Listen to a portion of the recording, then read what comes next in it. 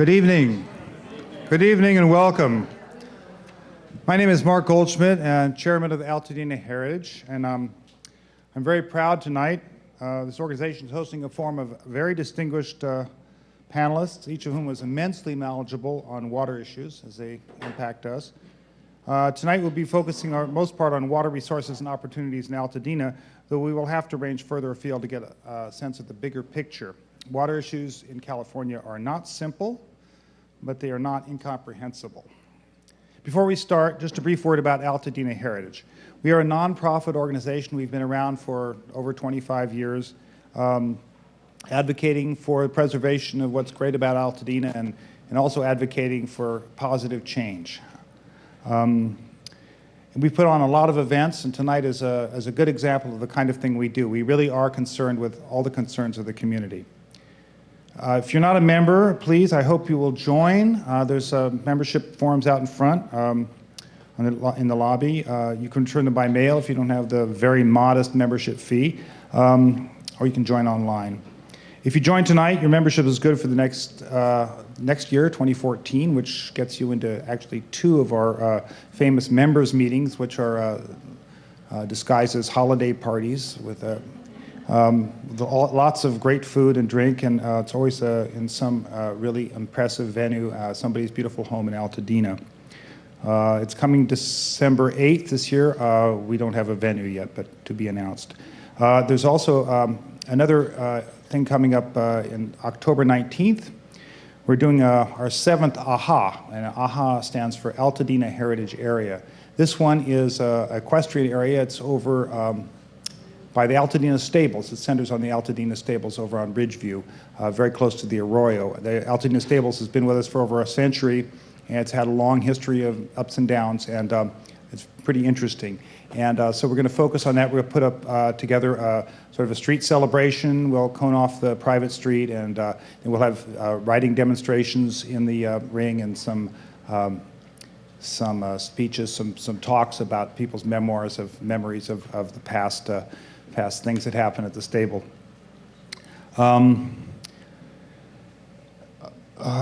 Thank you, and before we start, I'd thank all the board members who've made this year possible.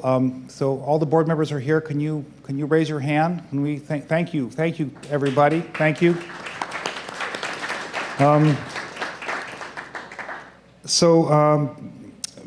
Without further ado, I'd like to introduce John Zoraster, who's going to give you kind of a very brief but concise not history, but just to put you in the picture of how we get our water here. It's kind of interesting. It's quite interesting.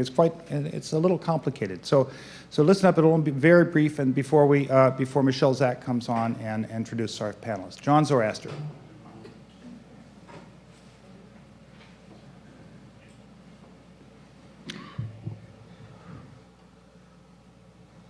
The 5-minute version of all you need to know about water. And in 5 minutes, I'm going to cover the hydrology, the infrastructure, and the institutional framework. You've got 4 folks here who will give you the detail once I'm done. Where do you get your water? You buy your water from one of 3 different mutual companies, private companies, which you own stock in.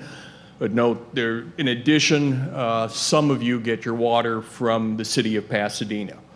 But generally, your retailer is a private company that you own stock in. Your mutual, in turn, gets water from one of 3 different sources. 3 is going to show up a lot here. Raymond Basin, which we're standing on top of. We're right now at the community center at the top end of it. It extends south to essentially the Huntington Library, which shows the line of the Raymond Fault, and west to the Arroyo Seco. This is our only local source of water. Each mutual pumps this groundwater in accordance with the amount they've got from a court decision called the Raymond Basin Judgment. And essentially it's self-administered by these 16 parties to the judgment. Your second source of water is imported water from the Colorado River. Metropolitan Water District has a connection to the Colorado River. They bring the water to the LA area in the Colorado River Aqueduct. They sell it, then transfer it, sell it to Foothill Municipal Water District. That transfer occurs at a pumping station in the Arroyo Seco. Foothill lifts the water and moves it to each of the 3 individual mutuals, and the mutual sells it to you. This water from the Colorado River is shared with the folks, the farms, factories, schools, parks in 7 states and in Mexico. And it's all done in accordance with the law of the river, which is an enormous body of laws and court decisions that has put the children of many generations of lawyers through Yale Law School, and the children of many generations of engineers through their orthodonture. The third source is the Feather River, usually referred to as the State Water Project. The map shows Feather River is a couple hundred miles north of Sacramento. Where we hear about it most often is issues in the Delta, shown on the map, that water, after being captured in on the Feather River, is released and flows through the Delta, where there are all sorts of issues. From there, at the south end of the Delta, it's pumped into the California Aqueduct, piped into Southern California, and again, turned over to Metropolitan. Metropolitan moves it to Foothill, as they do with the Colorado River water, sells it to Foothill Municipal Water District, who lifts the water and moves it to your mutual sells it to you. Each of 3 mutuals have 3 water sources. Bounce back, the Feather River, there are somewhere north of 1,000 water rights holders to the Feather River. And that distribution of water in the Feather River is done in accordance with the state constitution, gobs of court decisions, lots of contracts, and the state water code, and a few other things. Whole lot of institutional issues in addition to just the plumbing. Summarizing that all, presenting it in a somewhat different manner, your water deliveries are subject to hydrology and geography, federal laws, regulations, and courts, state laws, regulations, and courts, 7 different states, contracts between this guy and that guy, the infrastructure, whether or not the pipelines and aqueducts and pump stations are there, the decisions that are made by metropolitans, foothills, and your mutuals boards, and even international treaties and treaties with Indian tribes. So if you want to change anything in your water supply, you've got to have your hand on several of these issues. And I haven't mentioned all the environmental regulations that is probably worse than this. The one thing, though, you do have control over is how you use the water. And that's my portion. Michele?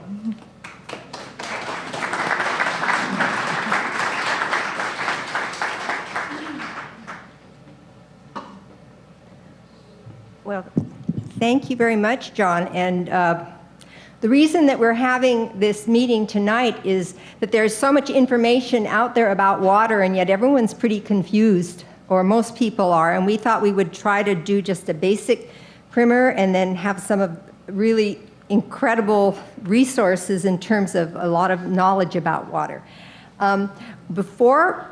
This is how our meeting is going to go tonight. We have each of our speakers is going to speak, and we're going to hold questions until the end. And that's why we passed out the little cards for everyone, so that if you might have a thought and write it down, but you have to hold the thought and the question till the end. You know, but first I should introduce myself. My name is Michele Zack. I'm on the board of Altadena Heritage. I'm interested in history and environmental history. I've worked for the last 8 years with teachers in Pasadena Unified, trying to bring local history, including the history of water, and into our classrooms. So I just have a deep interest, and I'm a complete amateur. but we thought that we would try to get everyone together on this. So before we start our panel, I want to recognize that several of our local water companies and also Pasadena are here. So if you're from a local water company, I think we have from Rubio, do we have anyone? We do, we have, I think, Lisa, right? And Lincoln Avenue Water Company, we have John Claraday, Bob Hayward, and Larry Duncan. Las Flores, okay, all right. So we have William Kimberling, right. And from Pasadena Water and Power, we have Phyllis Curry, and I think Brad Bowman is here, and Wendy DeLeon. So we really appreciate that. Have I missed anyone from any other water companies? Oh, hi. I'm Mel Matthews, General Manager of Kinaloa Irrigation. Oh, thank you, Mel. Kinaloa is here as well.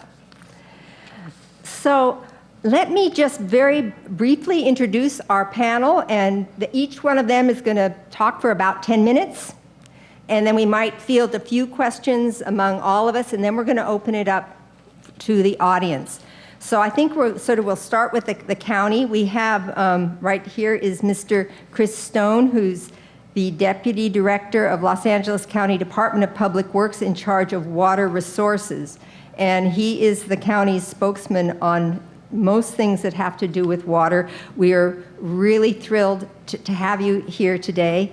And this evening, he's going to touch a little bit on how the flood control district form and the facilities, how it all plays into here where we are at the top of the inhabited watershed up in Altadena.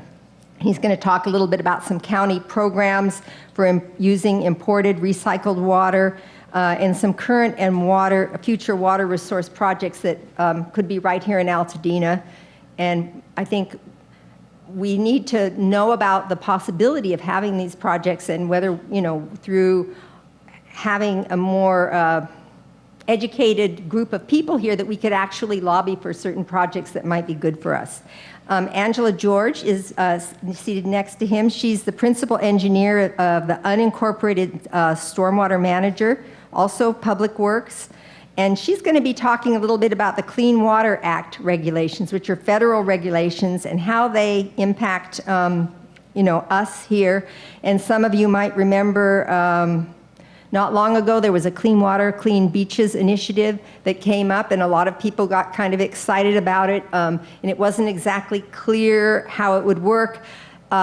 And that particular initiative sort of went away, but the federal mandate to meet certain water standards has not gone away, and Angela's going to be telling us about that. We're really fortunate. She was the explainer-in-chief, I think, for this program. I know when I went down to the big county meeting where there were about 1,000 people, most of them, adamantly against it. Angela was the one who was, explaining it and taking a lot of that. So we're lucky to have her here. Tim Brick is served as a board member representing Pasadena, which is one of the 13 founding members, I think 13 of Metropolitan Water District. He represented Pasadena for 29 years, and he was 2 terms the chairman of the Metropolitan Water District. So again, we've reached the highest level of speaker here, so there's all questions, I think, can be answered. And paralleling this long-time regional, national, and even international interest in water, he's had an abiding commitment closer to home, and that is that Tim revived the Arroyo Seco Foundation, which was founded by Charles Lummis over a century ago. And Tim revived it close to 30 years ago in 1989 to continue the vision of local stewardship of this wonderful natural resource. I'm not sure of the people here tonight. Do you know if you live in the Arroyo Seco watershed? If you live in the Arroyo Seco watershed, raise your hand. Maybe even more of you do. We're divided into 2 watersheds, the Rio Hondo, which is more on the east side of town, and the Arroyo Seco, which is on the west. So Tim and his organization have actually corralled close to $25 million in funding over the years to restore the Arroyo, which is the LA River's main tributary to its natural splendor. And he's worked with planting trees, a lot of planning efforts, cleanups, lobbying the Army Corps for studies that look at naturalizing some of the parts of the Arroyo and modeling a really integrated and harmonious approach to watershed and flood management.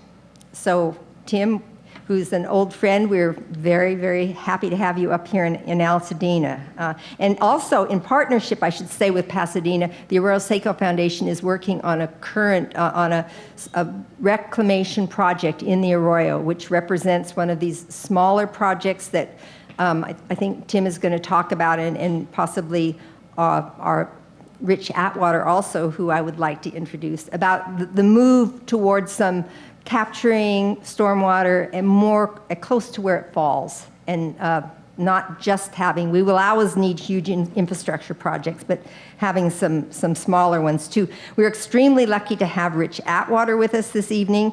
He's had a long, incredibly productive career in water, about 40 years and counting. He comes to us tonight as the chairman of the board of the Foothill Municipal Water District, which you now all know. I know in the past, several people in Altadena didn't really understand, that there's a relationship or how we get the water from Metropolitan. So, but now, thanks to John's short PowerPoint, we all get it now. Let's see. Rich has worked for the federal government, for Metropolitan, for Central Basin, for a number of other places, and he's acknowledged as perhaps this region's most renowned recycle, reclaim water expert. And in fact, 2 months ago, he was named as just one of 10 experts from around the country by the National Academy of Sciences to serve on a national committee that's looking at stormwater capture and recycling. So he will help us understand some of the complexities of water management today, and also the move towards some of these smaller and more local projects. So without further ado, I think we will start with Mr. Chris Stone. Each speaker will talk for about 10 minutes, and then we're going to save questions until the end. So please, Chris. Okay, thank you, Michelle. And thank you, everyone, for attending tonight. Again, my name's Chris Stone. I'm in the Water Resources Division of Public Works, LA County. I'll just talk a little bit about the formation of the Flood Control District, and I will also talk about groundwater recharge that we aggressively pursue, and then I'll talk about a few of the projects near or that affect the Altadena area that we are currently or have planned, in construction or we have planned. So with that, anyway, during the early 1900s, there were a lot of very significant storms, and there was a lot of flooding and property damage. And then in 1914, there was a very significant storm, and it really affected the Arroyo Seco, in which there was significant damage. In 1914 dollars, there was about $10 million of property damage. There were 43 lives lost, and 10 bridges destroyed, and up to 30 homes were destroyed. In addition to the damage in the Arroyo Seco, there was huge damage to the Los Angeles harbor area as well. Following the 1914 storm, the California legislation came together and authorized the creation of the LA County Flood Control District, and that happened on June 8th, 1915. So with that, ever since the formation of the district, we've been aggressively pursuing at the time, it was called flood control and water conservation. And the way I say why it's called flood control is today we really call it flood risk management. Because as everyone knows, no matter what standard you try to build something to, and you say you are controlling the floods, there's always a larger flood. So what you try to do is reduce the risk. And so we call it flood risk management. Okay, so anyway, after its creation, we became aggressively involved in building facilities. With that, we have created, and I'll just go over a few of the major facilities. There's a lot more in our repertoire of facilities that we own and operate, providing the flood protection to the Los Angeles area. But with that, we have 14 major dams that we operate. We have 160 debris basins. We have 500 miles of open channel, 3,000 miles of underground storm drains, 62,000 catch basins. Those are those catch basins along the side of the street where you see them picking up water and putting it into the underground storm drains. 62,000 of those. We have 57 pump plants, and pump plants are usually located in low areas adjacent to the river where the adjacent area may be lower than the river itself, so the water flows to a pump station and then is pumped into the LA River or whatever the riverine system is that carries it out to the ocean. We have 27 spreading grounds. Spreading grounds are areas where we have established to conserve water. We fill these basins up with water, storm water, recycled water, imported water, and allow it to percolate down into the ground and recharge the groundwater aquifers. In addition, we have 3 seawater barriers. Those are probably the least known of our facilities, but some of the most critical facilities that we own and operate. They are found along the coastal areas where you have the groundwater aquifers draining out to the seawater. When you start pumping water out of the groundwater aquifers, it lowers it and allows the seawater to start intruding into those aquifers and contaminating the water. So along the coastal lines, we have 3 barriers that we've established where we actually pump fresh water or recycled water down into the ground at that interface and create a wall there to keep the seawater from intruding into the groundwater aquifers.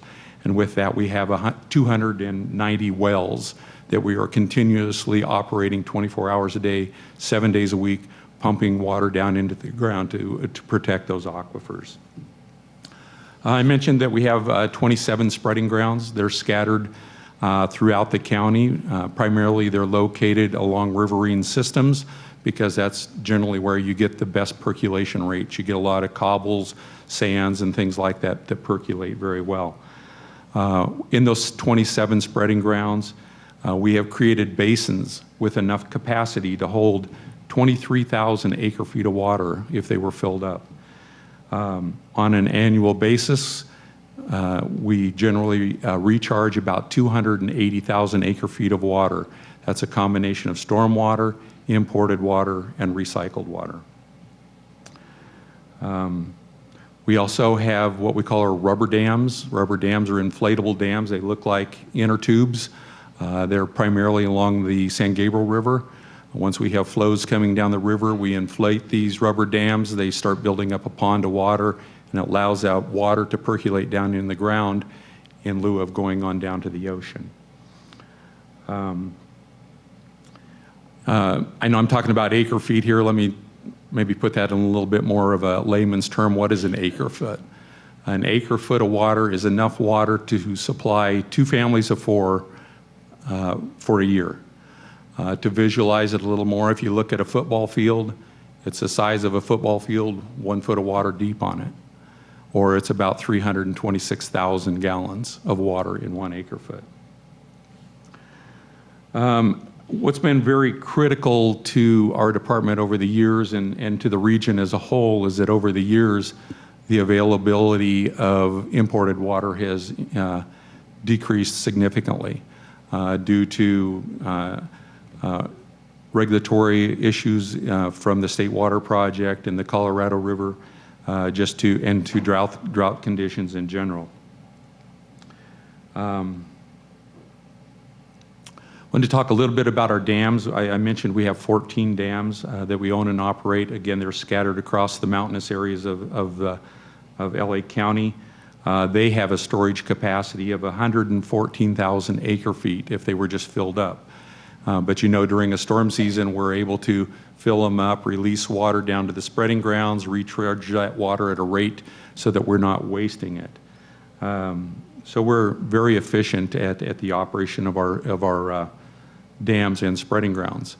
I think one thing that would probably be of interest to a lot of you here is, you know, there's always a lot of discussion about how much water is wasted to the oceans is not captured stormwater. That is pretty true along the Los Angeles River because there's not a lot of facilities that have been built to be able to capture the water and get it down into the ground. If you look at along the San Gabriel River, though, which also is a huge watershed to the Los Angeles area, in general, we capture between 95 and 97% of all the water that falls on that watershed and get it back down into the ground. So that's very effective operations. Let's see here, what do I need to cover here? I'll talk a little bit about the projects that are coming up that will, or may be of interest to you. Right now, we currently have a project going on at Eaton Dam where we are, it's a $4.2 million project. The reason for the project is because of seismic concerns with the outlet works at that facility. So that project is underway now. They demolished the outlet tower. If you look down in the bottom of a basin or a reservoir, you'll see this big concrete tower. It has openings in it. Those openings feed the water to conduits that go through the dam, and where you have the valves where you can regulate the flow of the water going through the dam itself. So that project is underway right now. Should be completed next month. As a follow-up project to that, next year we'll be coming back and replacing what we call the control house. The control house is a house where a dam operator operates the facility itself. He makes adjustments to the valves to increase or decrease the amount of water that's outlet from the dam to make sure that the downstream system isn't being overtaxed by the storm that they're trying to deal with. So during storm operations, you'll see the pool of water build up in the reservoir. Another project that we have going on over in the Eaton Canyon area right now, it just started, is we're increasing the capacity of the spreading grounds at the Eaton Canyon spreading grounds, which are just below Eaton Canyon Dam. So with that, we should be able to conserve about an extra 500 acre-feet per year of water by having that additional capacity to store the water in and let it gradually percolate down into the groundwater basins. Some future projects coming up. I'm sure all of you have heard of the Devil's Gate sediment removal project. It's a project we've been working on since the 2009 station fire. It's a $72 million project. Right now we are getting ready to release the environmental EIR for that project. It'll be released mid-October for public review. In that you will be able to see the proposed project as well as all the alternatives that were studied to remove sediment from that facility. We need to remove about 4 million cubic yards of sediment from that facility to make sure that it has enough capacity in the basin itself to attenuate major floods coming in through that area. I'll go ahead and announce it tonight, we've established some scoping meetings for that project. There will be 3. 2 have been scheduled at this point. November 6th from 6 p.m. to 8 p.m. at the Rose Bowl locker room. There'll be a scoping meeting. All the public's invited to come in and listen to the alternatives that have been studied and to give your input on what you think the environmental document ought to cover. Also on November 16th, which is a Saturday, from 2 p.m. to 4 p.m. at the La Cañada Community Center. So those have been already established, and we've agreed to set up one more public scoping meeting, and that will be held in Altadena, and I'll pass those details along to Michele, and maybe she can disseminate that information to you. We were very fortunate in that project in that we applied to the state to get a grant for sediment removal as well as for water conservation project that we have envisioned there. With that, we were able to get $28.3 million from the state to apply towards that project. So that'll go for the sediment removal, as well as a project where we are intending to move some of the excess water out of the LA Riverside. Like I mentioned to you, we can't capture all of that. We'll take that water and pump it over to Eaton spreading grounds, where we are creating additional capacity, allow that water to percolate down into the groundwater. We also have a $15 million project at Santa Anita Dam, where we're going to be notching that facility to meet seismic requirements. We also have a $40 million project at Santa Anita Dam, where we will be trying to hold water at our debris basin, which is downstream of that, and then we'll also divert water over into to the spreading grounds. And why that's significant to Altadena is because water from that dam is channeled over to Sierra Madre. Sierra Madre is part of the Raymond Basin, and so we fill up their spreading grounds with the water that we capture at Santa Anita, and again we conserve water in the Raymond Basin with that. So just to close, our overall goals are for sustainability and reliability of our water resources. So we are working on lots of projects to increase capacity, to capture as much stormwater as we can, and get that back into the ground for recharge. We've been very successful in partnering with a lot of the water agencies around here in our projects, and with that, it'll be a benefit to all the residents in LA County. So thank you very much. Thank you very much, Chris. So let's move on to Angela. Okay. I'm gonna make sure you guys can hear me. I think you can. As Michele said, my name is Angela George. I am a principal engineer with the Department of Public Works, the Los Angeles County Department of Public Works. I'm also, or I've been assigned by the County Board of Supervisors to be the unincorporated county stormwater manager. What does that mean? Do I manage all stormwater? No. What it means is they've asked me to manage the unincorporated county's compliance with stormwater regulations. Specifically, me and my staff are required to ensure that the unincorporated county actually complies with those regulations. Some of them, as Michele talked about before, are the Clean Water Act. Some of you guys might be familiar with the Port of Cologne Act, which is a state act, or even marine protected areas, like areas of special biological significance. And those are really along the coast. Focusing here in Altadena, it's really related to the Clean Water Act in relation to the National Pollutant Discharge Elimination System permit. So municipalities, the flood control district, the unincorporated county is required in order to operate its storm drain systems and discharge water during storms or non-storms to obtain a permit from the local administrative entity. So there's the EPA federally. On the state level is the State Water Resources Control Board, and locally we have the Los Angeles Regional Water Quality Control Board. That control board issues permits to allow us to discharge. And so what that means is, as it rains, things go into our storm drain system, the system that Chris kind of touched on, and we release that water. It goes into our lakes, our rivers, and ultimately into the ocean. City of Pasadena has the same permit. Sierra Madre, there are actually 86 permittees in the permit, one of the largest permits actually in the country. It's very difficult to work under one permit and have 86 permittees. But we're working, we're actually doing pretty good. The permit itself was issued by the regional board. The most recent permit was issued by the regional board this past December, in December of 2012.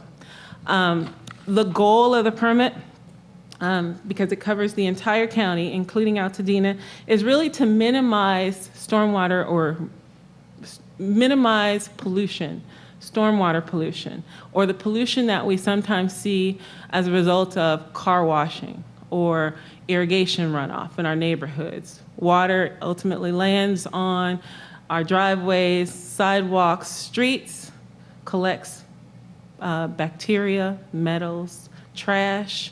All of that is washed into our storm drain systems. Ultimately, it ends up in a location where we recreate, the beaches, the rivers. And so the regional board, once again, is assigned the duty of enforcing the permit.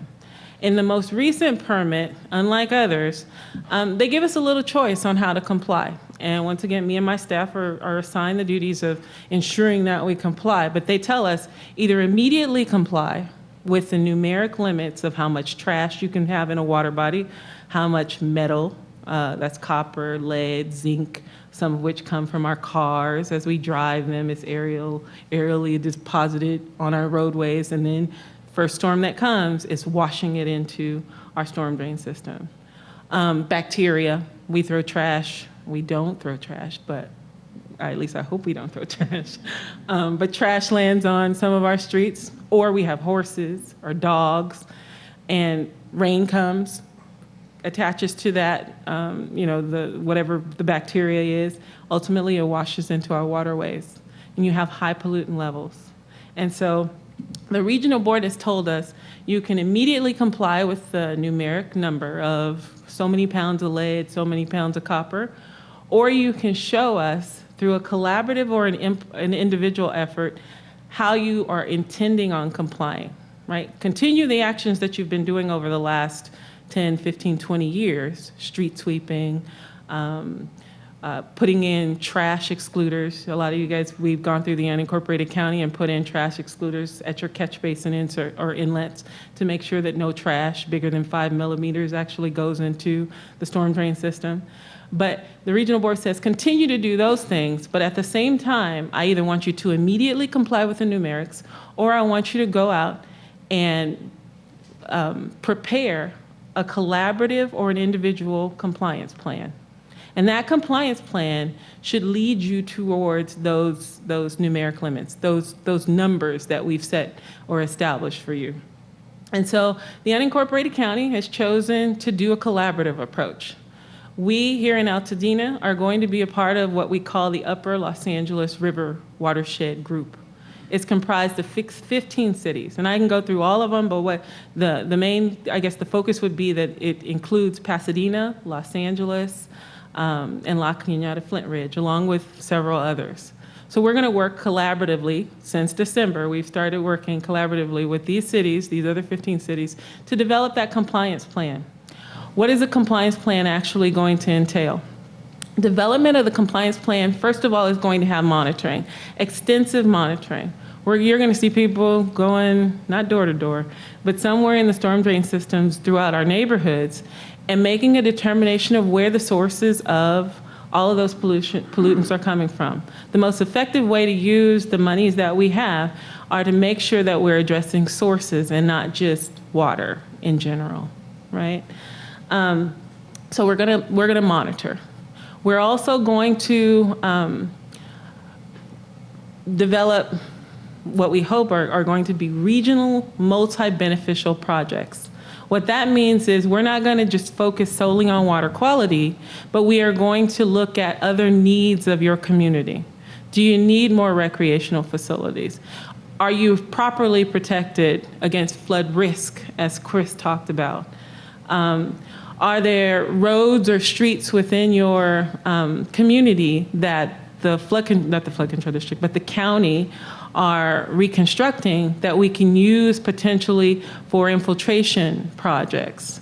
It's not necessarily, I know some people think of that as being well, it's a new term to me, but a road diet or a street diet, but that's not what that is. What we're talking about are green streets. Are there areas within the unincorporated county, not just Altadena, but all the different, I think it's 114 unincorporated county areas, where we potentially can put in BMPs that will help to promote clean water in our region, okay, and do it effectively. We're going to work with the water companies to make sure that, if they have a desire to join in with us, a multi-beneficial regional project within an area like this encompasses a lot of infiltration. We're going to try to reuse the water that we see coming in with all these storms. We're going to try to infiltrate some of what we see with regards to dry weather flows. And at the same time, we're going to try to promote through public outreach that everybody really do their part. Excuse me.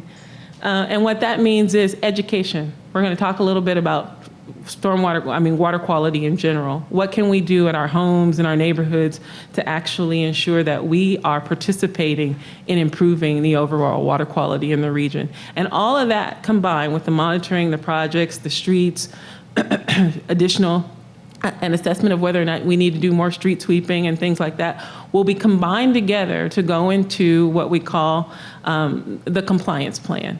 And that compliance plan is due to the regional board, the Los Angeles Regional Water Quality Control Board, 2 years from last December. So it's due to the regional board in June of 2015. Very aggressive. And the regional board realistically says to us, we don't just want you to list projects, we want you to prove that they work. So go out, assess whether or not there are tools within actually the country that have been used in areas like Altadena or the unincorporated county, and figure out which, what we call best management practices, are most feasible. Let me see what else I wanted to tell you guys. So let's talk funding. As Michele said, I was the spokesperson for the Clean Water, Clean Beaches Initiative, or measure, that went before the Board of Supervisors under a protest hearing several months ago.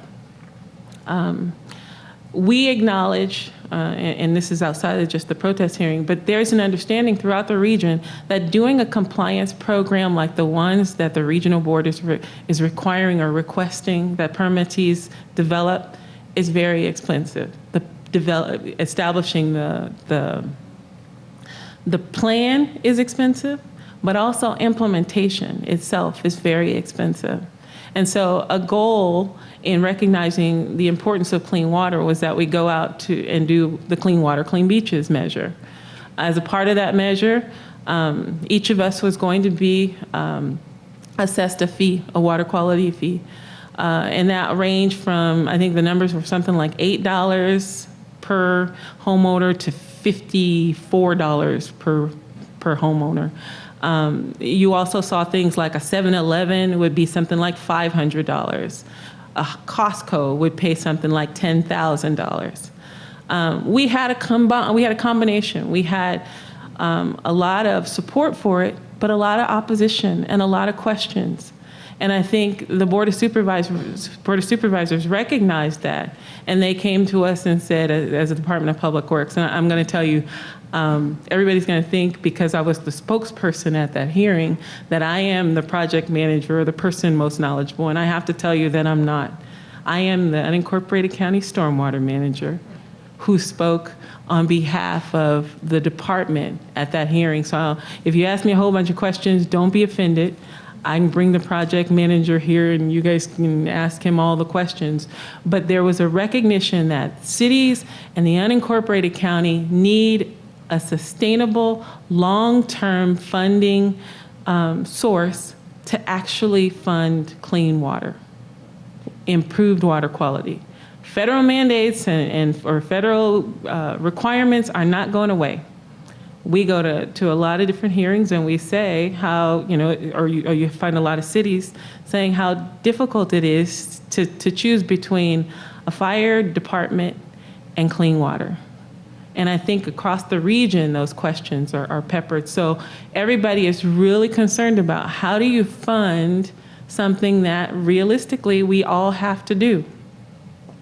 With that in mind, the Board of Supervisors requested that the Department of Public Works go back and kind of talk through why the businesses, some of the schools, residents like yourselves and like myself, were so concerned about the funding measure, right? Figure out whether or not there were solutions to that. And that's still an ongoing process. I think the project manager is actually going to be reporting back to the Board of Supervisors in the next month or so. At the same time, you saw an awareness. City managers, right? City managers have actually joined together with me and it is not under my direction, but the city managers group actually requested that the unincorporated county participate in figuring out, are there other possible resources for funding these things? Are there potentially, what were some of the concerns and why were even some of the cities concerned about funding? And so those city managers are meeting now and they're going to actually have some type of report back to everyone pertaining to what they see as potential options.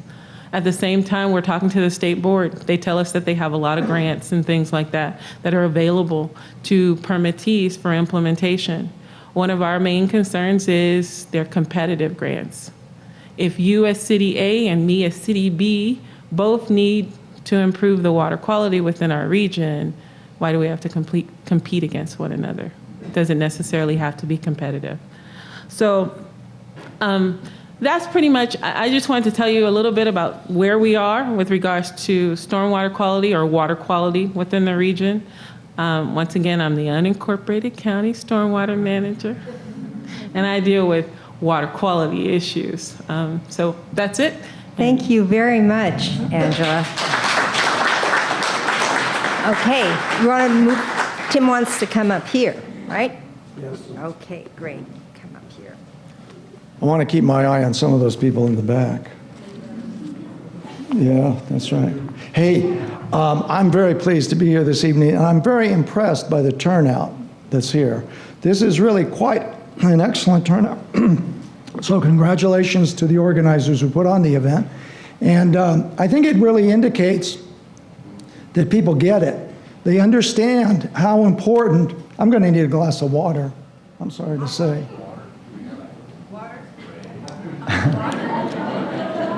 That wasn't planned.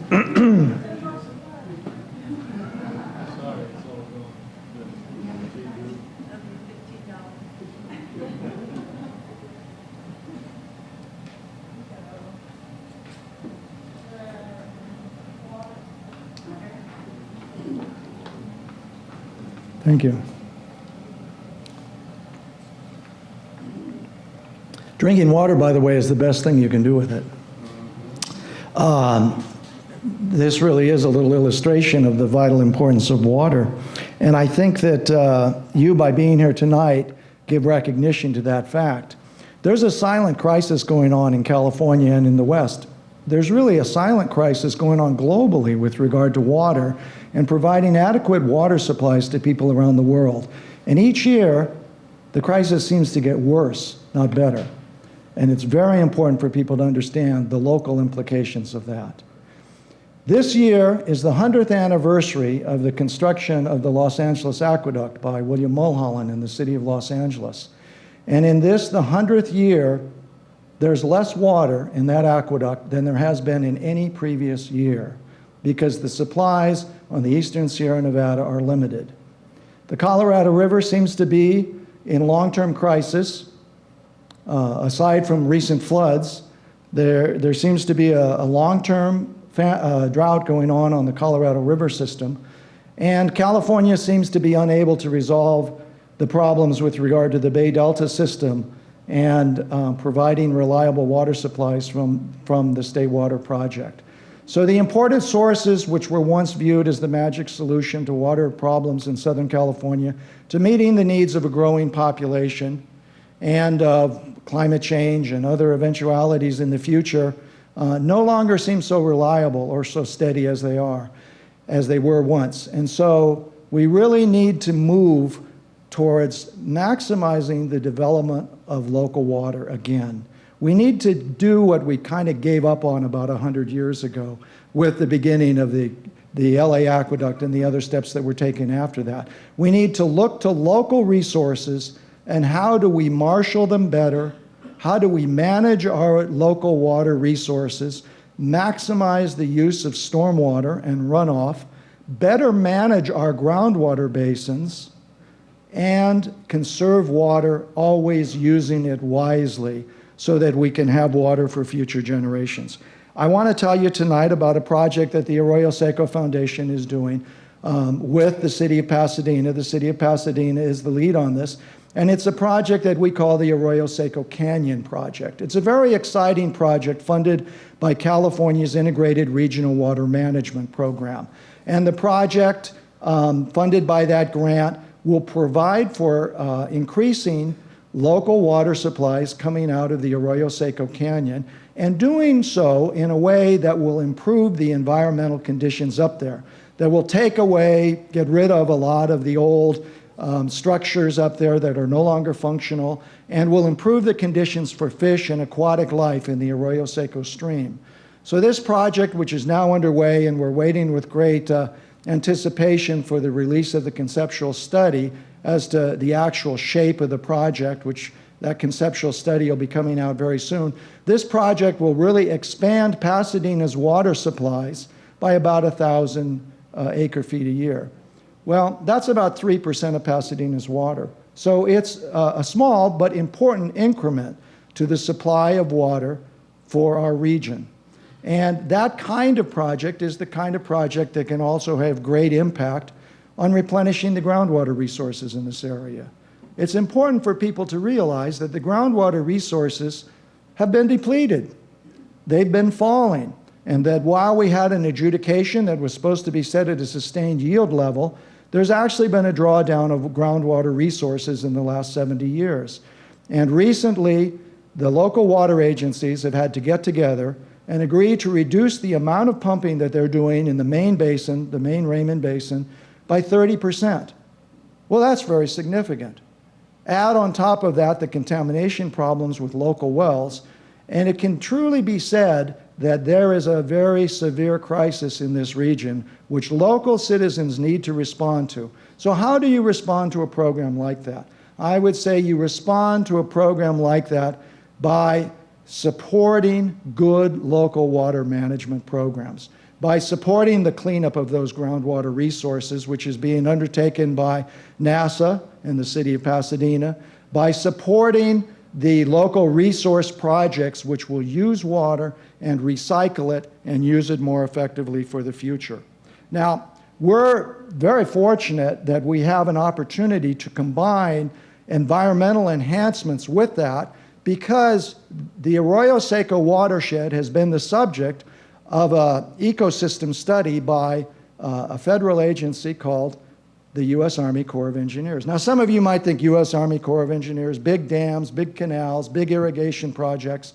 Well, this is the ecosystem branch of the Corps of Engineers. And they've been doing a study of the Arroyo Seco for 10 years. You probably haven't heard about it, but they're getting ready to complete that study.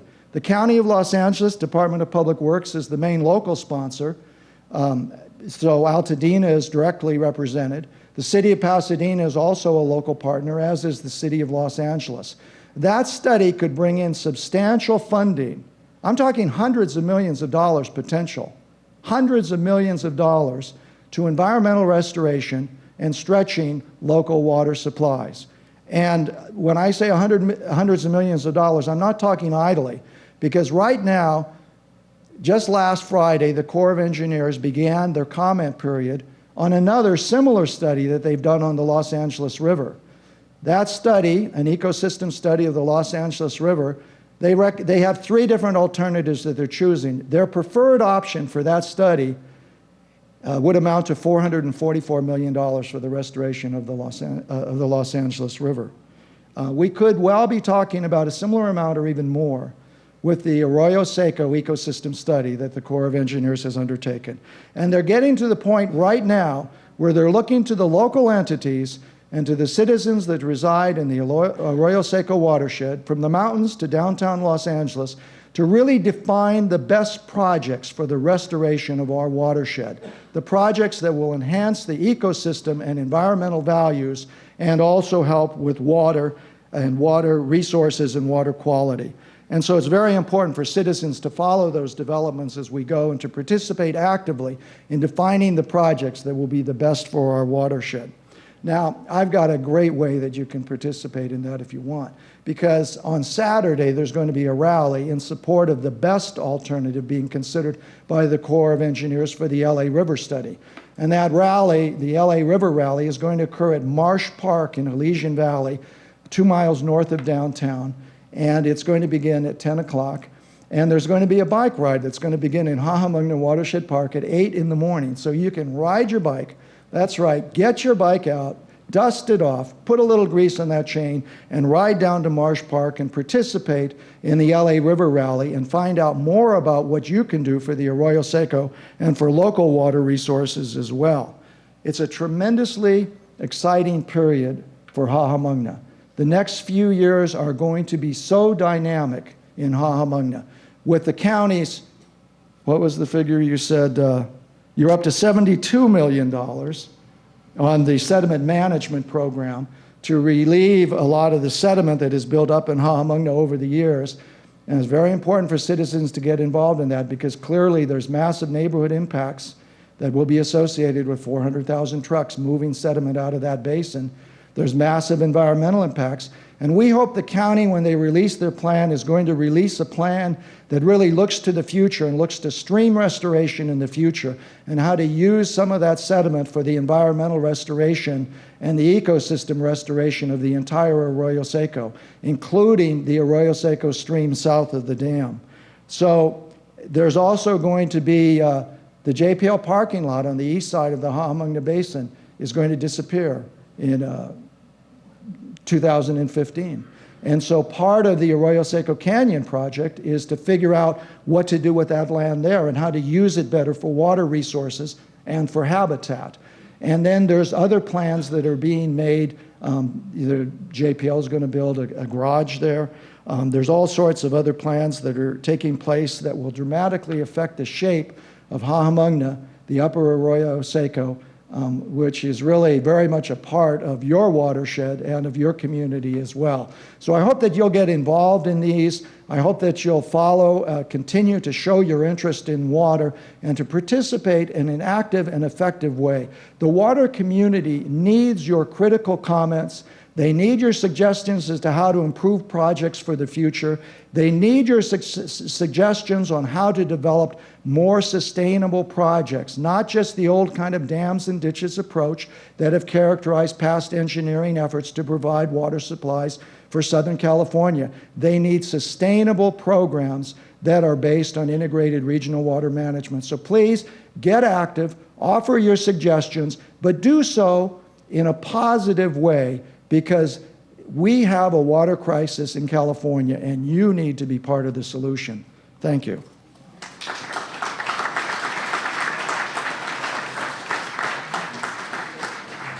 Thank you, Tim, for that rousing call to action. And would Rich Atwater, you'd like to stand up too? I guess I need to get up and walk around a little bit, but I'll try and be brief, but I'm going to talk a little bit about the Foothill Municipal Water District and really try and capture the early discussions about both stormwater capture and Tim's eloquent summary of kind of the stress that we're under with our supplies from the Colorado River, the city of LA with Owens Valley, and of course Northern California. But first, without any ado, you're probably asking, what is the Foothill Municipal Water District? And let me just start off by saying the Foothill Municipal Water District was formed back in 1952. It was a vote of the people, and it was basically this map over here to my right. You probably can't see it too well, but you can check it out. It basically is the area not served by the city of Glendale and the city of Pasadena up in the foothills. That's why we were called the Foothill Municipal Water District. They were really clever back in 1952. So the legendary Assemblyman Frank Lanterman created the Municipal Water District Act, and what evolved in Southern California is we had the original 13 cities that formed the Metropolitan Water District back in 1928, built, as Tim and others had talked about, the Culver Aqueduct, Hoover Dam, all that during the 1930s. Well, post-World War II, areas like Altadena, like La Cañada, areas of the San Gabriel Valley, other parts of LA County, said, we're out of water and we need to get some of this supplemental water from the Colorado River.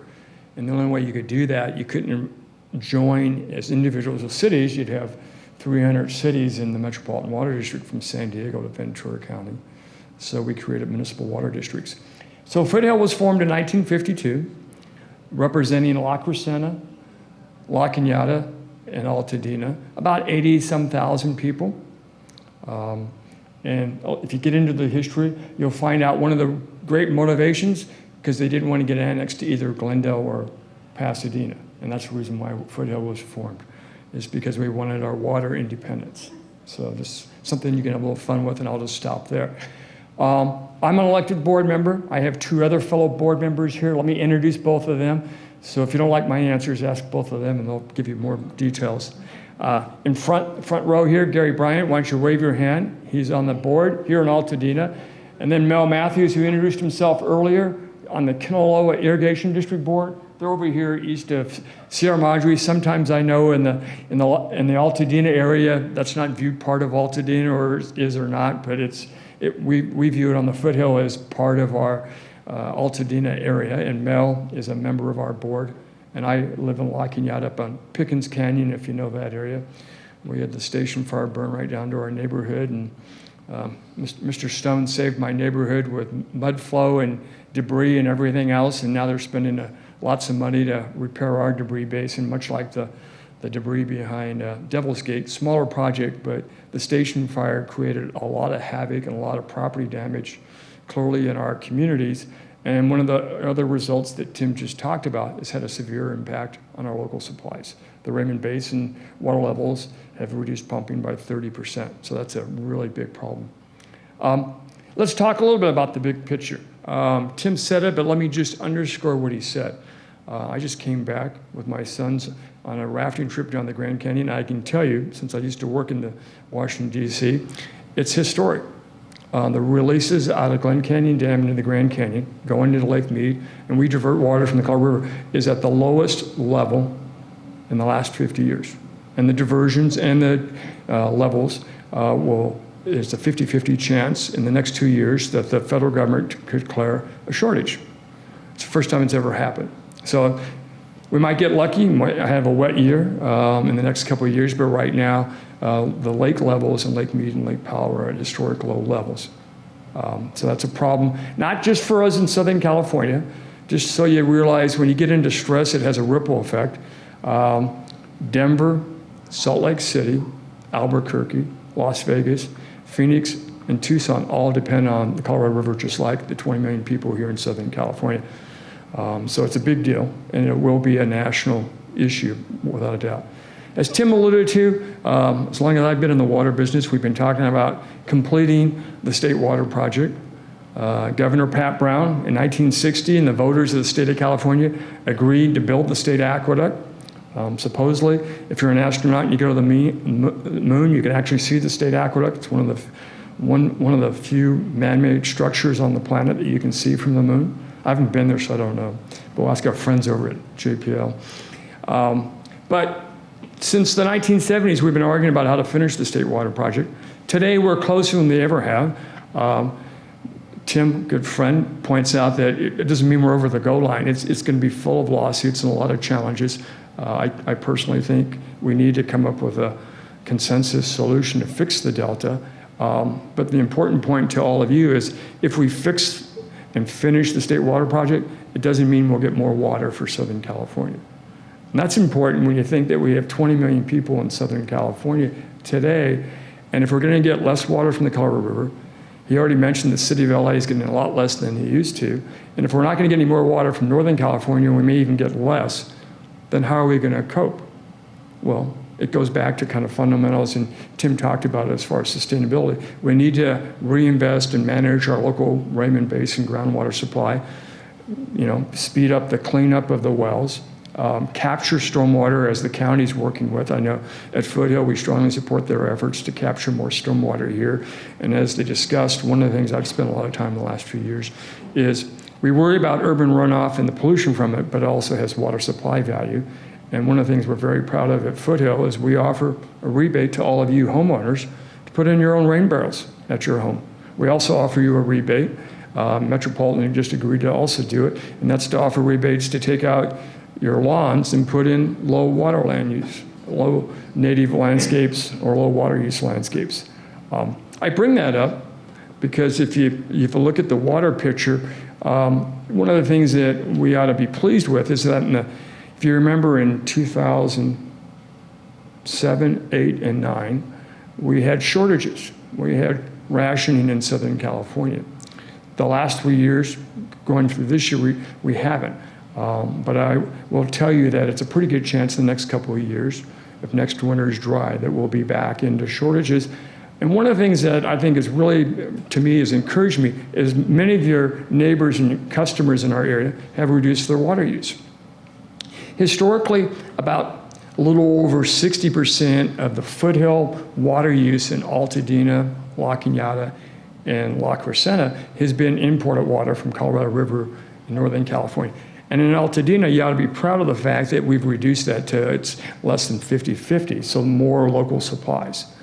In La Cañada and La Crescenta, not quite as good, but they have reduced their per capita consumption because of well contamination and other issues. They don't have as much local supply. So we all need to work together to improve our local water supplies, but also encourage all of us opportunities to reduce our water use. And I think one of the things that I would tell you is that when you look at some of the activities throughout the region, we have done there are excellent examples of how people, both at a neighborhood scale and at a larger scale, have become much more efficient. So with that, it's really a pleasure. Again, like everybody else who spoke, I think this is a great turnout. I hope we haven't overwhelmed you with too much water jargon, but I think from my perspective, and the Foothill Water District with the City of Pasadena and the City of Glendale, I think just recognize that there's a lot of thought going on about how to solve our water problems, but we need your help and your participation. So thank you.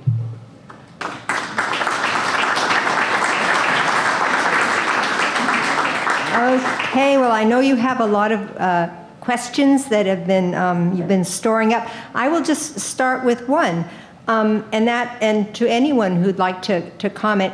I mean, how much more low-hanging fruit is there in terms of conservation? Is it completely impossible that a place like Altadena could become water independent? I mean, I know I've been to some conferences that Tim organized, and these Australians managed to live on about 20 liters a day or something. I mean, I don't remember what it is, but very much lower. I mean, how much more can we do in terms of conservation, both as householders in agriculture and, you know, in larger programs? Anyone care to weigh in? Well, just Tim was looking at me. I'll give you a quick answer. If you compare comparable climate, you look at, for example, Sydney or Melbourne, their per capita consumption is about a third to close to half of what our per capita consumption here, and has a beautiful landscape.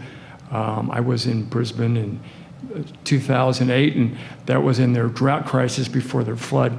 It's one thing about the water business, it's either too much or too little, right? And in that case, they were using reclaimed water and big stormwater barrels everywhere. And the little bed and breakfast I stayed at, you could not take longer than a 4-minute shower. So that was mandatory throughout a city of 3 million people. Wow, I wonder how they enforce that. Anyone else care to weigh in on this? You know, people have done a good job of conserving in the last 20 years, but we really need to step up and redouble our efforts at this point.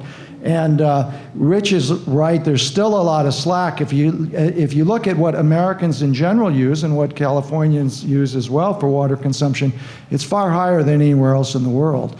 And you know, we can talk about what might be some of the mitigating factors or whatever, but really, I think the big area for improvement that we're going to see in the next 20 years that really needs to be addressed by local communities is landscaping, and what can be done with appropriate landscaping for each region. So a California-friendly landscaping using native plants or Mediterranean-style plants, low water use plants, you can have a beautiful yard and garden and use a third the amount of water. There's tremendous potential in landscaping. And then, of course, when you add on top of that stormwater capture and increasing stormwater capture and taking advantage of the good stories that we've heard about stormwater and applying them in other areas, there's a lot of potential there also for conserving water better. Recycling of sanitation water, obviously, is another major area of improvement, and we're already seeing a lot of very substantial improvements in the technology for recycling water and the development of membrane bioreactors and other kinds of things. So I think we're going to see a lot more industrial reuse and on-site reuse of water, as well as some larger scale recycling projects as well. So all of these areas are really fertile for conservation. I believe, and I perhaps should point out that I'm on the board of a national organization called the Alliance for Water Efficiency. We believe very strongly that there's a lot of room for enhanced water efficiency in the United States and in Altadena. Okay, thank you. So here, can I have here we have a question, and the rule for questions is wait until you have the microphone, because we want your questions to become part of this program. As you've noticed, it's being taped. Anybody want to collect the cards and just read the questions out? Well, no, I think I like to hear people's questions, unless you want me to do. Yeah. Okay, well, I'll start while you're collecting cards. We have taken advantage of the rebate program with our front strip of lawn, the parkway.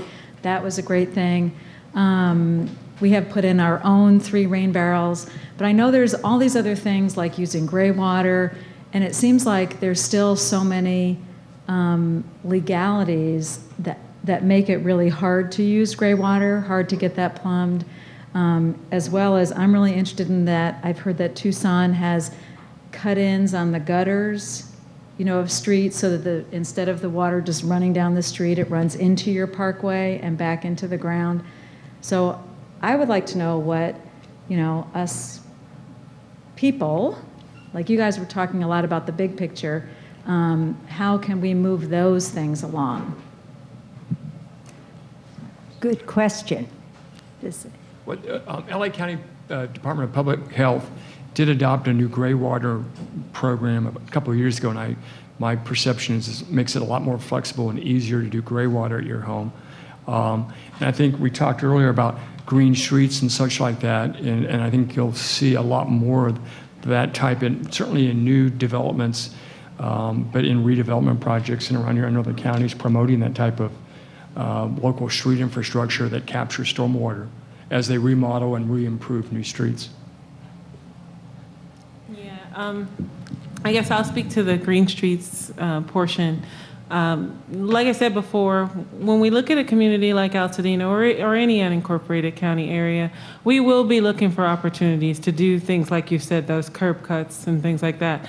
Obviously, you start off on something like that with some pilot projects, and we've seen throughout the County of Los Angeles that those pilot projects, or some of those pilot projects, have been done. There's one that's been done in the Sun Valley Watershed that's really successful. A lot of that sometimes involves participation of the residents. We as communities sometimes think that the parkways belong to us. My mom has a tree in her parkway, and she's like, my tree, my tree. So you always have to go to, you as residents and find out whether or not, if we come to you and say, we have this Green Streets policy, and we would like to redo the curbs that, or the, what do they call them, Chris? Curb cuts? No, I'm sorry. The boulevard? the road right away, but it's on the street side, the parkways. Thank you. I lost my word. The parkways, and we want to put in those types of VMPs. Just be willing. We're going to be going through communities like Altadena and other communities, and we're going to want to pilot doing those green streets. And it's really showing support for doing those. Not saying you can't really touch my parkway, because there are benefits to it. Thank you. In that vein, I have another question, and I think it's related. The Elmer Avenue Street project in the city of LA and Sun Valley is often regarded as the poster child of such projects. And one of our Altadena Heritage Board members recently visited and came away concerned that the overall appearance was pretty bad because of maintenance problem. Are you familiar with this project, and do we have any lessons to be learned from it up here in Altadena? We're so at the top of the watershed where we have really steep grades. Do we have greater potential for that kind of project? Or, I haven't seen Elmer Avenue, but is that are you aware of those problems or what happened? Or? Go ahead. Oh, Well, it's a county project. I'd be glad I'd be glad to speak about it. And you can. I want to make sure, Tim, you do speak about this. Unfortunately, Elmer is a city of Los Angeles project. It's not a county project. And so, why. Yeah. It's hard for me to talk about the maintenance of that project. Okay. We are aware that when the project went in, it looked really nice. As far as being out there, having been out there recently, I'm not really familiar with the maintenance issues. But Tim, you may have more insight than I do. I'd just like to comment on the maintenance issues, and whether it's a parkway project or a wetlands restoration or any of the other environmental enhancements projects. Probably the biggest challenge I think that's going to be faced by those agencies that are trying to implement those type of projects is how are you going to maintain them long term. All of them take maintenance, and what I think is going to be important for a community to do is to step up and take on some of those responsibilities. Your local agencies are going to be tasked with trying to implement those things, but it's really going to be the residents that are going to need to step up and do their part to make these things effective, to make them attractive, and to make them, you know, something that your community is proud of. And I think that goes without saying on any of these type of environmental restoration projects. They are going to take maintenance.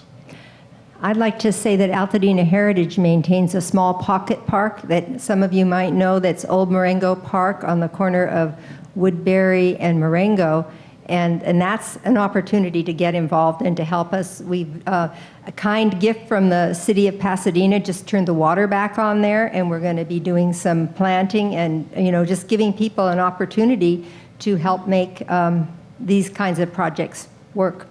Yeah, there's just over La Crescenta, the Crescenta Valley Park, which is owned by the county. They're looking at a stormwater type project there right now. So it's that kind of project is getting very popular in many communities throughout LA County. Now, is there anyone who just is eager to shout your question out? Okay, and then before so where's our we have a question. Hello, yeah. So can you clarify a little bit what maintenance we're talking about? Do we have to dig out the trenches, and do we have to keep, what kind of ongoing maintenance over the years is required for these, say, curb cuts and parkway infiltration?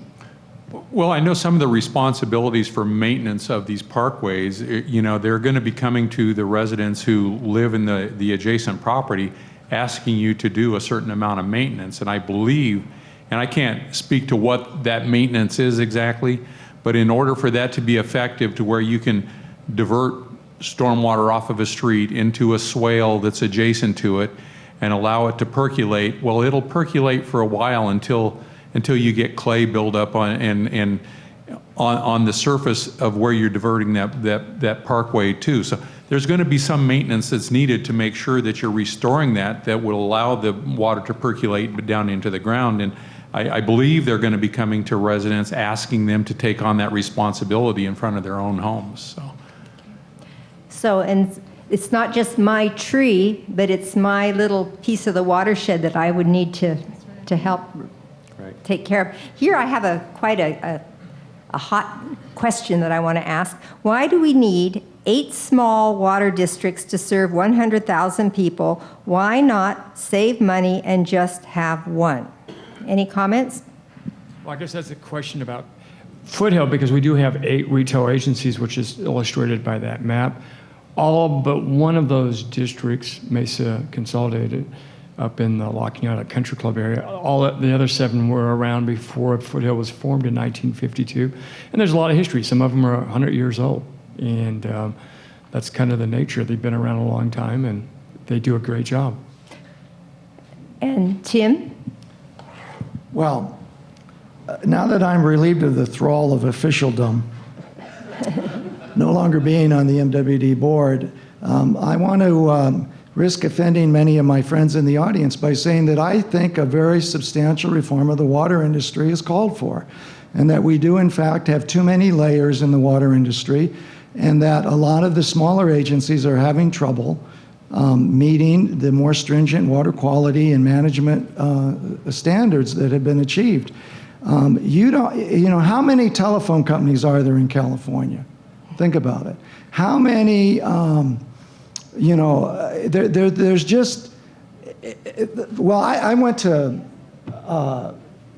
Australia the year after Rich was there. I had to clean up for him. It was, and, you know, I was in Melbourne, and they said to me, they said, gee, you know, before our drought, we had 300 small water companies or 300 water companies in Victoria, the state of that Melbourne's in.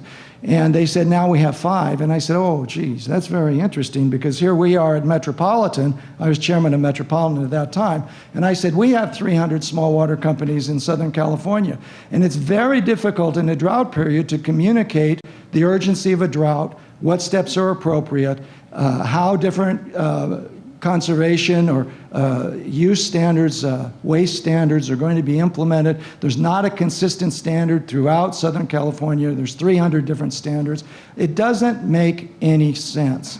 And it's really time, I think, for the state of California to take a serious look at the management of water resources. I don't know why we wouldn't do better with more regional water agencies that were larger and more professional, candidly. Well, another question here plays into that, and then you'll be next.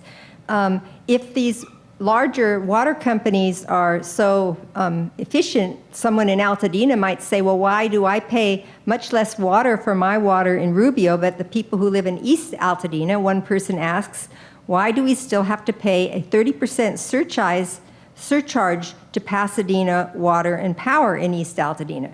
And I know that people who are served by Pasadena actually pay a higher, they pay more for water than people from our little, so-called inefficient water districts. Well, that's because Pasadena is importing more water. It's very simple.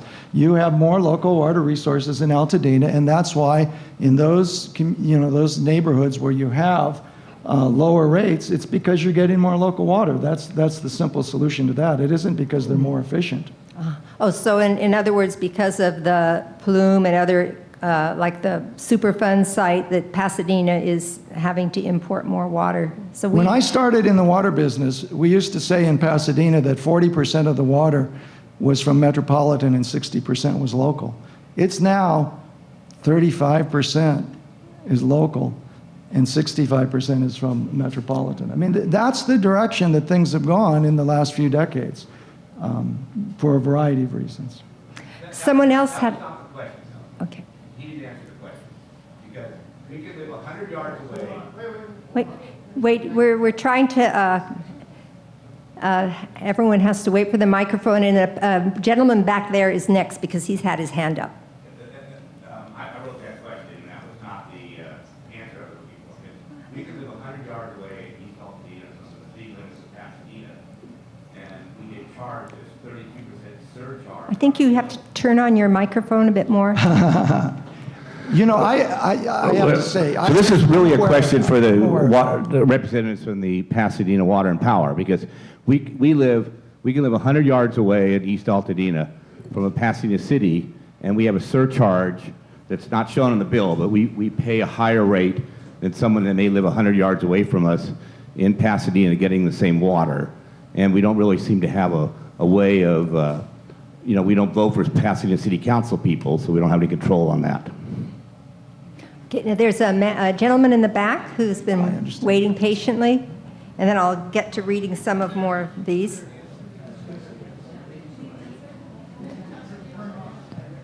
Did Pasadena want to give an answer? Okay, well, we have Phyllis Curry here. Why don't you come up and give a quick answer, because we have the source here. Thank you. No, the gentleman is absolutely right. Yeah. The water rates outside the city limits are 25% higher than the rates in the city of Pasadena. And it's a historical thing. Pasadena was, the water company was formed by basically 3 water agencies over time, and the city owns the water rights. And because they're serving outside the limits, that policy decision was that they were going to charge more to people outside the city than to their own residents. Now, we've done a cost of service study over the years, and we still look at recovering the cost of water and getting a return to city residents for that service that they're providing outside their city limits. I mean, it's clearly something that, you can take it to the Pasadena City Council and express your views about it. We do look at it from time to time, but that's been the practice over the years, and the city just passed the 100-year mark on the water company. Thank you, Phyllis. That is an explanation. So, sir, you have a question? Hi. So looking at this tangled, so many local jurisdictions, how much does having so many local water agencies, how does that make it difficult to get in front of these big challenges like climate change, the change in Colorado, and some of these other big issues that people have been highlighting? Who would like to take that question? Well, I think you make an excellent point. You know, thank you. The water industry in Southern California has to accept some responsibility for not communicating the gravity of the situation effectively to the residents of Southern California. It's pretty clear that there's a low level of knowledge or perceived importance about water in Southern California. And I think the fact that the water industry is so diffuse and has so many different layers, all with different approaches and different styles, has led to a lack of effective communication with the public. Now, I'm aware that often local service provides better benefits on various kinds of services because you can go to the city council and you can complain or you can, raise issues of concern. But with regard to water, for instance, look at the big transportation projects. They're not done. Every little city, they have their own little projects, but the big ones are done on a regional level. And water, I believe, needs to have more of a regional component. My personal view after long studying the issue is there ought to be maybe 3 or 4 water companies, public agencies, in Los Angeles County. And not, there's probably 100. Any other questions out here that people would like to ask, or I can just read one? Oh, here we have Jan up here in the red shirt, my neighbor. Hey. Caltech guy. Is this on? Yeah, good. JPL, sorry. Yeah, JPL, right. Of course, it's Caltech. Anyway, it doesn't matter. I have a couple of questions. One is directed toward Chris Stone, because you were the one giving numbers about how much you were recharging and on all the spreading areas and stuff like that. One of the problems of talking about that and talking things that way is that the important thing is not how are you putting in, but the difference between how much you're taking out and how much you're putting in. And you never mentioned how much you're taking out. So we don't know, from your comments, I have no idea if the water table is going down or going up, or our areas that we're. Well, let me just address the going in, because our department, or Public Works LA County, their only mission is to put water into the ground. We have no water rights, we take no water out. So the water we're putting into the ground is to the benefit of all the water agencies that are pumping the water out. So we don't take water out, it's the water agencies or the local suppliers that are pumping the water out. Right, so here we are with someone who can actually answer half the question. And we need somebody else, I don't know if somebody else over here answers the other half of the question, and we put them together and then we get an answer to which way is the thing actually going. Well, let me offer as reference an excellent article that appeared in the Los Angeles Times just today, in the opinion section of the Los Angeles Times, by a professor Sucking from California Dry. Yeah, a professor from the University of California at Irvine, Jay Famulgetti, who lays out the case of the mismanagement or lack of management, certainly, and I would say mismanagement of California groundwater resources, and points out that California is sorely deficient even in measuring the amount of groundwater that's being pumped, let alone in managing the amount of groundwater that's being pumped.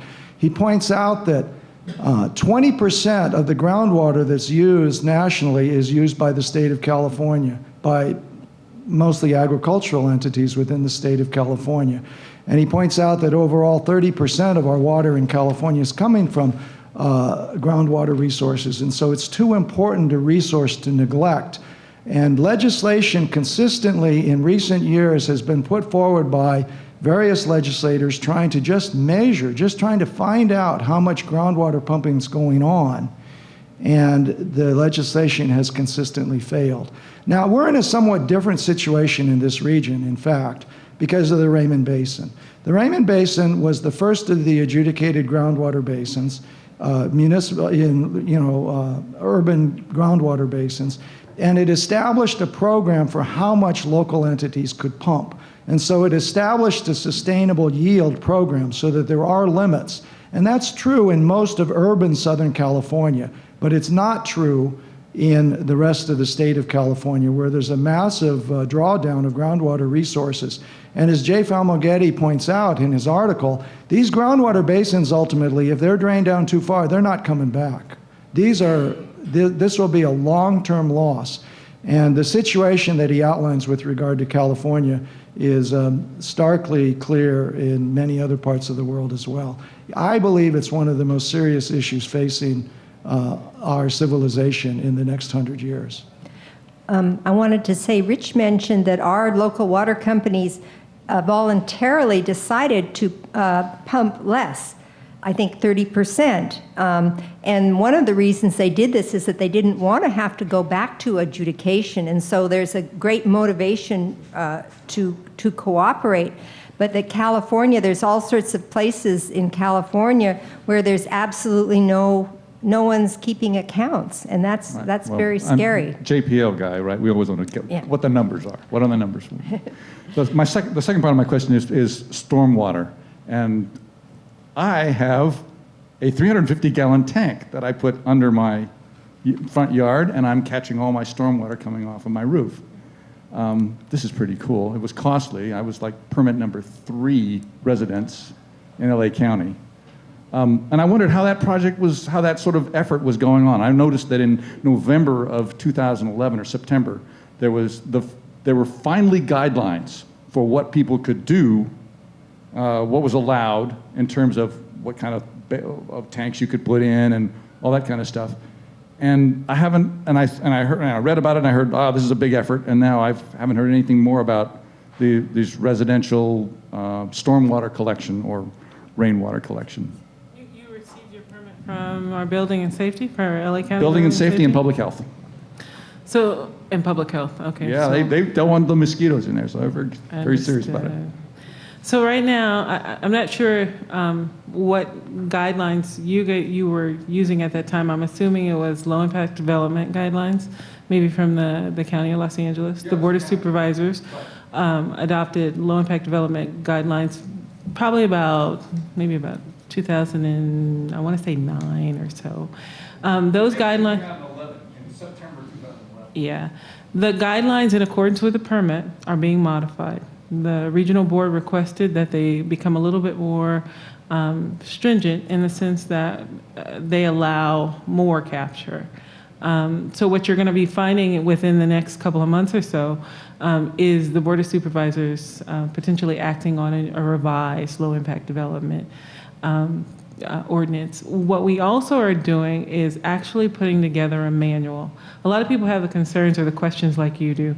And we at the Department of Public Works probably had 4 different documents that you had to go through and read in order to get a comprehensive glance if you were making... the inspector hadn't read them. But it'll even be easier for the inspectors, to be honest. A comprehensive guideline that'll allow you as a resident to understand more comprehensively exactly what's required. What's allowed and what's required. That's right. That's right. We saw the same thing. We saw the same thing as you, that there were too many little nuances. Okay, we have a question back there, and I can say I have some personal knowledge, and that only someone from JPL, who is an engineer and completely persistent, would ever have undertaken what even his landscape architect said was foolhardy. Just do it. But he wanted to prove that you could do it legally, and it was very, very hard and very expensive. So another question? Oh, Marietta. Oh. Can I ask you a question? What's your maintenance like on that facility? Oh, it's very, very low maintenance. Very low maintenance? Yeah. Cost? Everything's streamed off. I get almost nothing. Okay. Marietta has a question. You know, I have a couple comments and then question. One is 92 or 3% of the California state water is used by agriculture and industry. If I'm not mistaken, I believe that number's correct. So as they ask residents to cut back on water, we get higher water bills.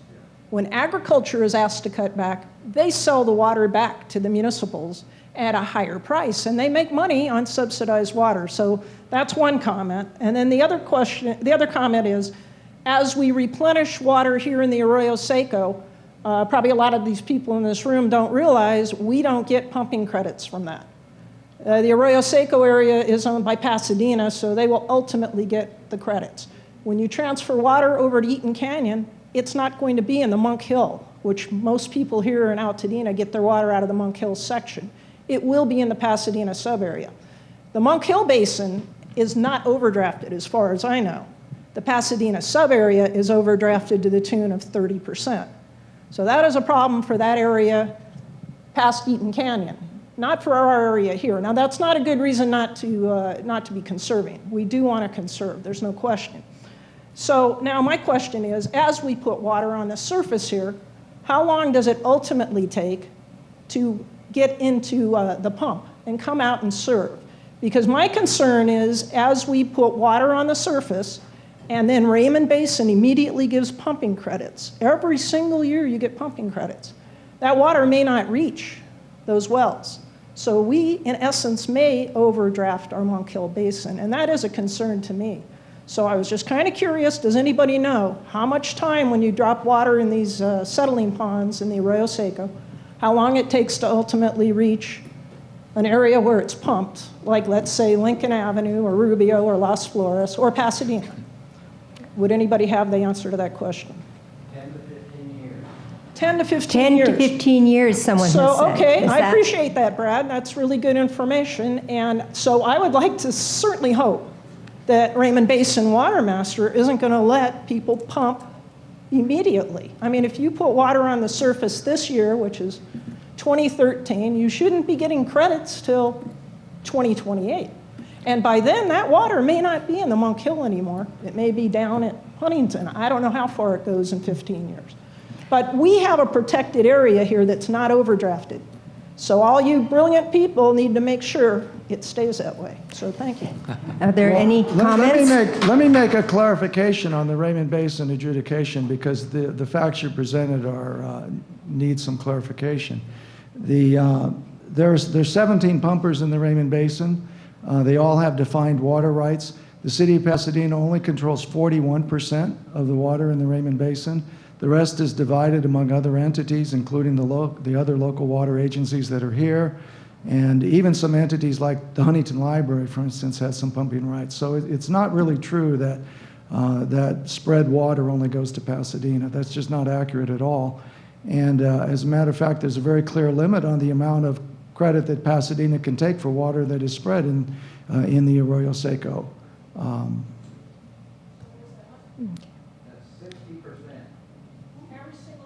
Of the water that they spread, up to 25 cubic feet per second. So it's very clearly defined by the legal adjudication.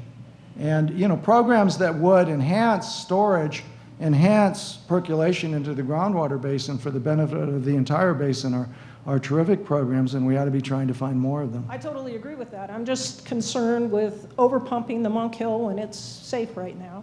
And water, any of these new settling ponds that are going into the Arroyo Seco are in fact Pasadena settling ponds, and they will get the credit for that.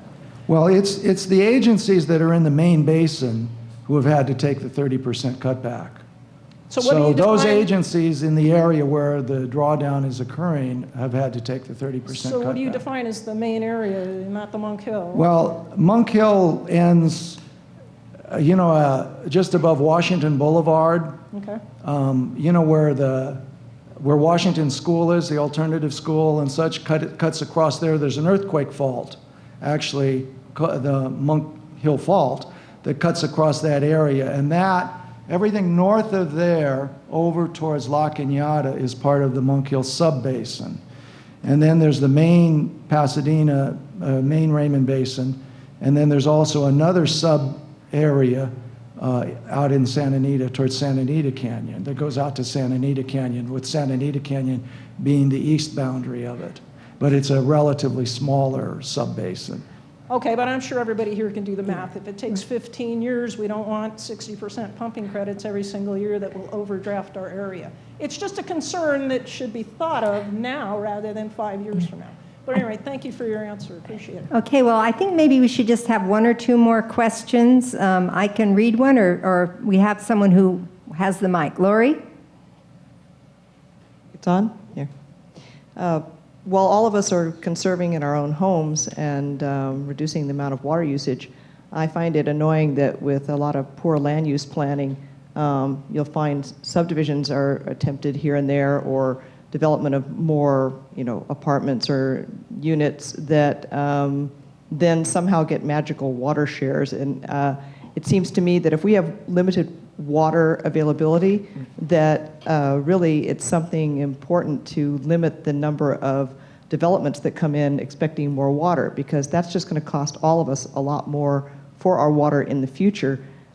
We need to start saying no to some of the developments because there really isn't enough water in a given urbanly developed area to support the future development. The rest of us shouldn't be conserving while paying someone else to build a whole bunch of new water users into an area. Well, that's a really interesting comment. It's not a question, I don't think.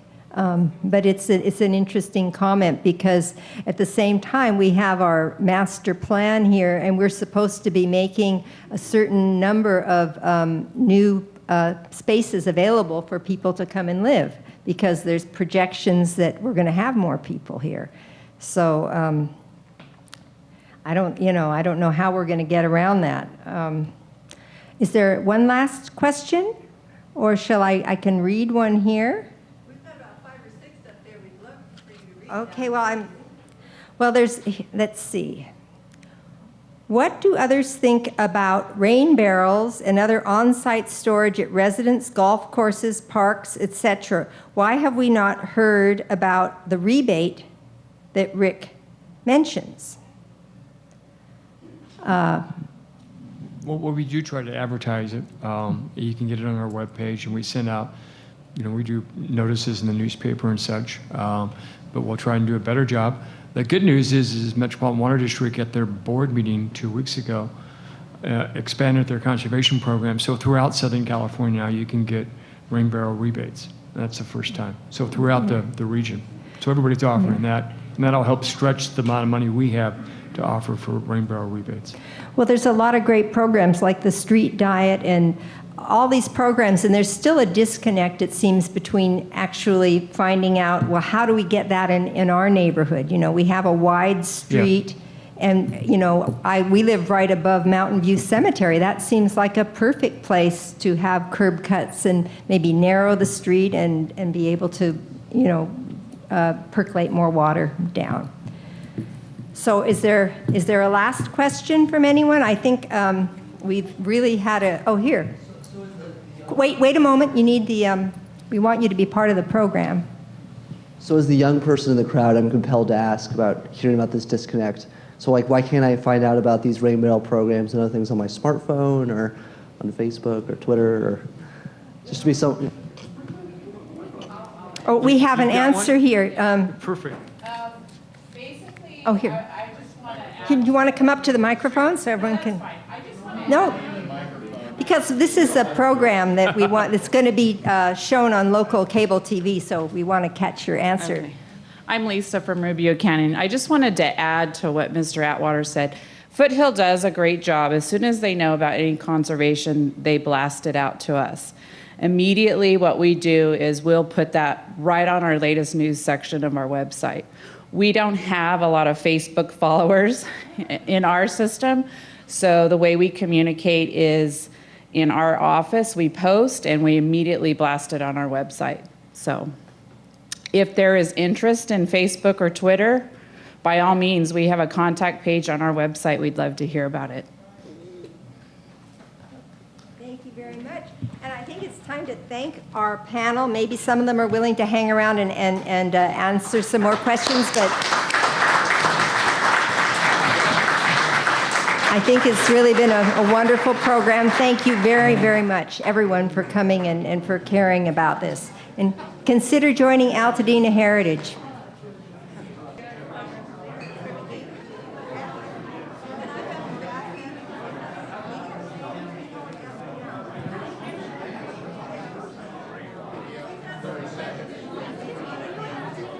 Yes.